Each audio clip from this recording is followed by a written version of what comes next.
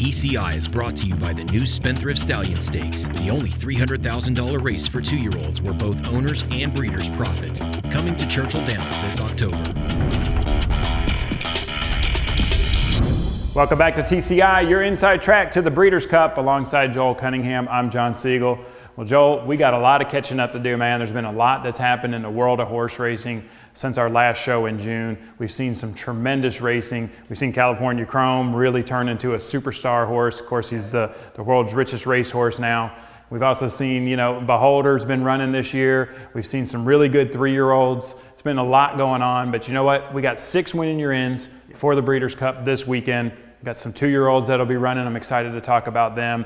But you know what? We're here. We're on our new set. We got to really do it up big to start off the show. Let's go ahead and give the viewers the TCI top 5 in the Classic, man. Well, John, it starts with the Classic every year when you look at the Breeders' Cup. So we'll start with the TCI top 5 in that feature Classic division. I'm going to go with ARROGATE at number 1. I was just extremely impressed with his Travers performance. He's a big colt. He's a horse that's going to need to be in the clear, but I don't think he needs a lead, John. He just needs to be in the clear. So regardless of the pace scenario in the Breeders' Cup, I think he hits his best stride going 1.25 miles. And that performance in the Travers, I mean, speed was playing that day, but you can't discount that final quarter. 23-4, he shaded 24 seconds, a monster gallop out. He looks like the real deal. Bob Baffert is obviously very high on him. He's a progressive colt. He will train up to the Breeders' Cup. I like ARROGATE in that number 1 spot. California Chrome, you have to have him in the top 2. A lot of people would have him in the 1 spot. I have him in the 2 spot. We'll talk about California Chrome in a second. He certainly earned his way into that spot with that Pacific Classic win and the Dubai World Cup victory. And then Frosted, number 3, no surprise there. I mean, John, you talked about 3 big performances this year. I can't remember a year to where he's seen performances. You think about ARROGATE's Travers, California Chrome's Pacific Classic, and Frosted's Met Mile might have been, I was there in person, might have been the most impressive of all of them that I've seen, not only this year, but in the last handful of years, just a dominant performance. And I think really showed that he may be a miler that may not run in the Classic. He may actually back up and run in the dirt mile. So we'll see right here. But DORTMUND's another horse that, again, you look at his Santa Anita form, I'm willing to throw out his Pacific Classic. He was washed out. That was not the typical DORTMUND. Don't know if he'll obviously point for the Classic or the dirt mile, but his quality is good enough. You have to have him in the top 5. And then SHAMAN Ghost, horse that got Lasix, getting better. That Brooklyn win the same day that Frosted won on Belmont Stakes Day in the Met Mile was impressive. He didn't run as well in his next start. Got Lasix. I think he showed they probably bled in his prior start. I thought he ran very well last time out in the Woodward to win that race. A progressive colt, is going to get 1.25 miles. So to me, that's your top 5, but really starts with the top 2 here, John. I think, you look at ARROGATE and you look at California Chrome, they're heads and shoulders above the rest right now in my view, and that's including Frosted. All right, so let me just be the voice of all the Chromies out there because you know that it's going to happen. I mean, California Chrome's done nothing wrong. Yeah. He's had a tremendous year. I know you said that maybe the Pacific Classic you thought was, just his best race so far this year, but I got to take you back to the Dubai World Cup. The saddle's halfway back on his flanks. Absolutely. And it was a tremendous performance in that race. The horse is just running so well right now. He took on Beholder. Gary Stevens said that don't take anything out of this race thinking that Beholder's lost a step. That was the real Beholder. Now that's Gary saying that, but I mean, he's raced against top competition, and Joel, I mean, he really put him away here in his last race. He's a deserving favorite. There's no question. He's made $13 million, John, and he loves Santa Anita. That's where the Breeders' Cup is this year. I mean, he's the horse to beat in the Classic. There's no question about it, but here's what I'll say about that Pacific Classic and about the Dubai World Cup. Once Frosted didn't fire, that was not a great field he beat that day. Now, take nothing away from his performance, sure. But so now let's fast forward to the Pacific Classic, the race that really wowed everybody, that 113 buyer.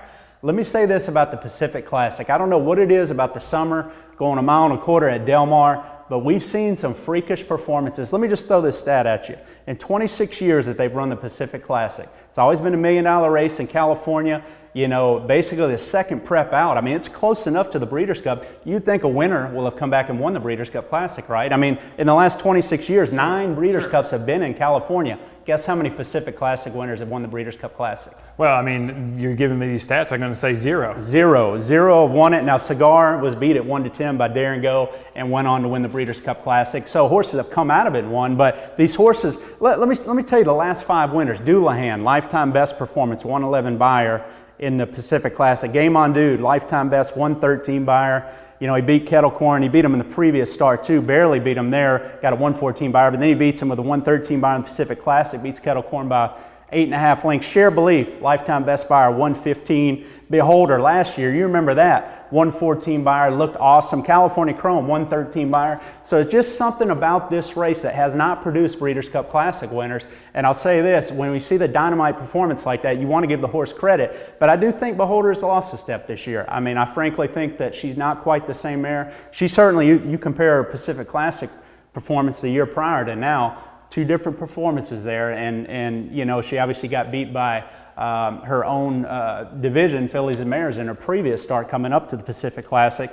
I just think that when you start seeing this sort of pattern and these freakish performances at Del Mar at 1.25 miles by these horses that did not come back and fare well in a race like the Breeders' Cup Classic, it makes you have to wonder about that distance at that racetrack in the middle of the summer that maybe sets a horse up that's in great form to run freakishly like that. And that takes nothing away from California Chrome. He has a ton of form way before the Pacific way Classic. before that. But the point is, when I'm comparing him to ARROGATE and what ARROGATE did in the Travers, now a closer wasn't going to win the Travers the way the track was playing at Saratoga. For him to go 46, but the way he kicked on away from, you know, some people say, well, it might not be the greatest 3-year-old division, John, but still, the way he was able to spurt home at 23-4 and separate himself, that was a special performance, and I think there's more to come with ARROGATE. That's why he's got the #1 spot for me. Yeah, I'm just standing up. I'm just saying there's going to be a lot of California Chrome people who say, listen, that form's great. You know, it's fine. Beholder didn't run in the Classic last year. She ended up not being able to run. So, you know, and it is in California. The horse is training well. He loves Santa Anita. Look, you got 2 horses in there with Frosted and DORTMUND who might end up running in the dirt mile. It's always one of those things. You don't know where some of these horses are going to land. But the good news is the Classic looks like it's going to be the marquee race this year. You know, sometimes you got the different divisions, you see the better horses.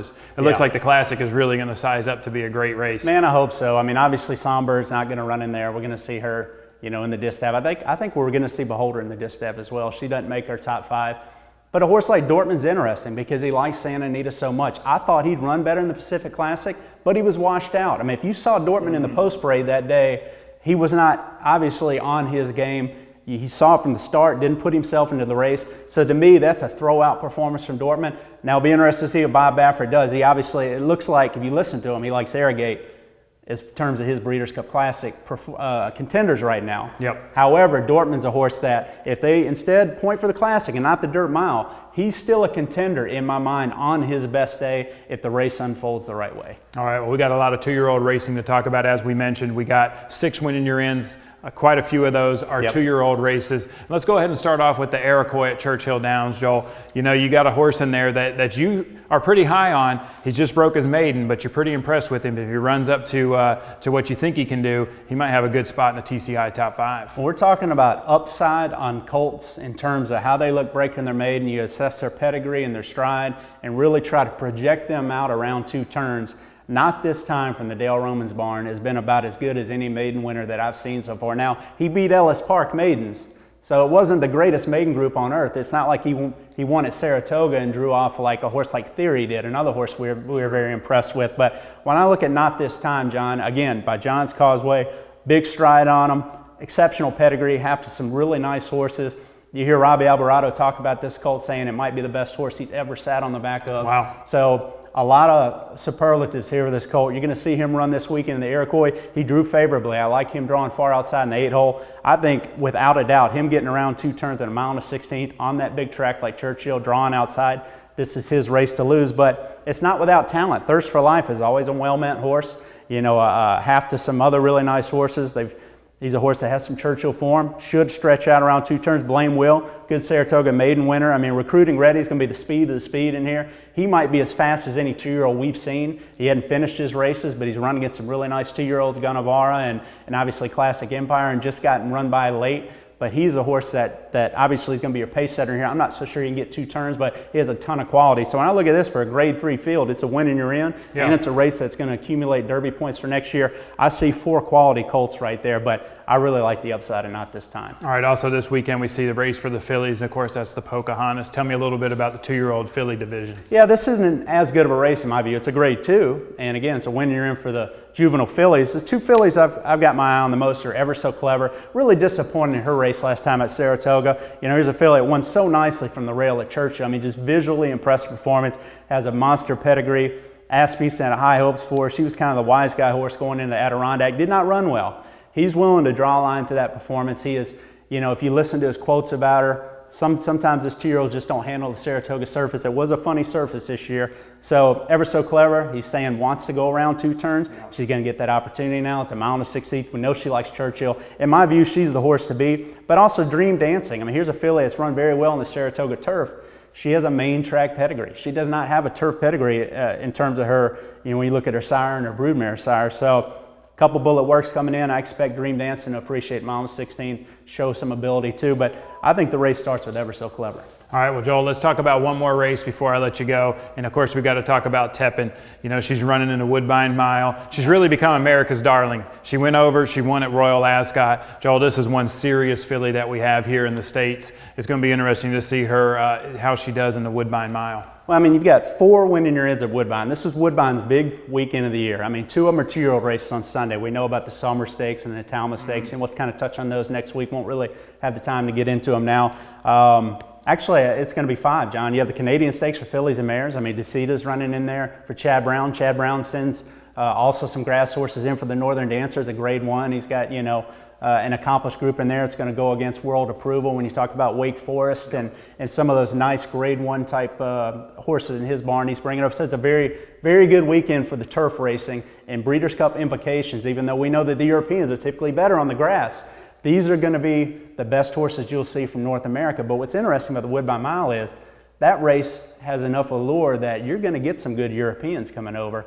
And so Tepin, a horse that's been in constant training essentially ever since the Breeders' Cup, finally gave her a breather, John. So be interested to see, could she pick up where she left off in the Woodbine Mile? Because I'm going to tell you what, she's going to face at least 3 good Europeans here, John. It might not be their best, but we know their racing's better over there. And when I look at a horse like Mutakayev, you know, A-Rod, Mr. Owen, I mean, those are horses that are in great form coming in. They've made money. They've run against some of the top milers in Europe. I think they're going to give her a challenge, and it wouldn't be surprising to me at all to see one of those horses upset Tepin this week heading towards that mile. Well, I mean, she won at Royal Ascot, so I mean, that's some of their best racing over there, right? Did she face some of their best in that race as well, or do you think that was maybe a softer spot for her? No, you know, she got good ground at Royal Ascot. She might get that at Woodbine as well, and these horses who may like maybe a little softer ground may get a little firmer ground than they would like, even though the connection's bringing them over, understand that they're probably going to get firm ground. They understand that LASIK's in place, so you always have to realize that. You know, these guys are smart when they're coming from over the pond.